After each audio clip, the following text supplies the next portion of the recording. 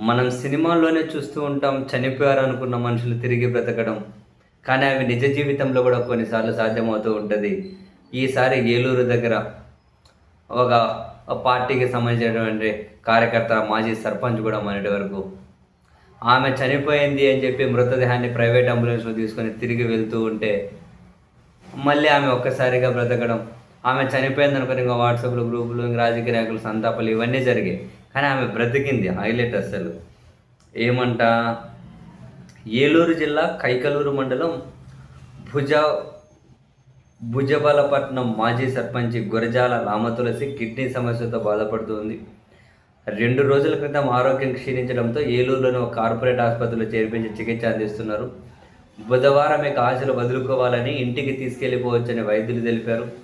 గురువారం తెల్లవారుజామున వెంటిలేటర్పై సిపిఆర్ సహా అన్ని వైద్య సేవలు అందించినా పల్స్ పూర్తిగా పడిపోవడంతో ఇక మృతి చెందింది అని నిర్ధారించారు. ప్రైవేట్ అంబులెన్స్లో ఆ మృతదేహం అనుకొని ఇంటికి తీసుకొస్తూ ఉన్నారు. ఈ క్రమంలో ముండవల్లి మండలం పులపర్రు వద్దకు వచ్చేసరికి ద్విచక్ర వాహనాన్ని తప్పించబోయిన అంబులెన్సు రోడ్డుపై గుంతలో పడింది. ఆ కుదుపుతో ఆమెలో ఒక్కసారిగా చలనం వచ్చింది. ఆశ్చర్యానికి లోనైన కుటుంబ సభ్యులు వెంటనే అక్కడి నుంచి మరో ఆసుపత్రికి తీసుకెళ్లారు. పరీక్ష చేసిన వైద్యులు కొన ఊపిరితో ఉన్నారని, బతకడం కష్టమని చెప్పారు. వెంటనే అక్కడ నుంచి ఏలూరు సర్వజన ఆసుపత్రికి తరలించగా వైద్యులు చికిత్స అందించి విజయవాడ ప్రభుత్వ ఆసుపత్రికి తరలించారు. అక్కడ వైద్య బృందం చేసిన వైద్యంతో సాయంత్రానికి ఆమె ఆరోగ్యం మామూలు స్థితికి చేరుకుంది. ప్రస్తుతం ఐసీయూలో చికిత్స పొందుతూ ఉన్నారు.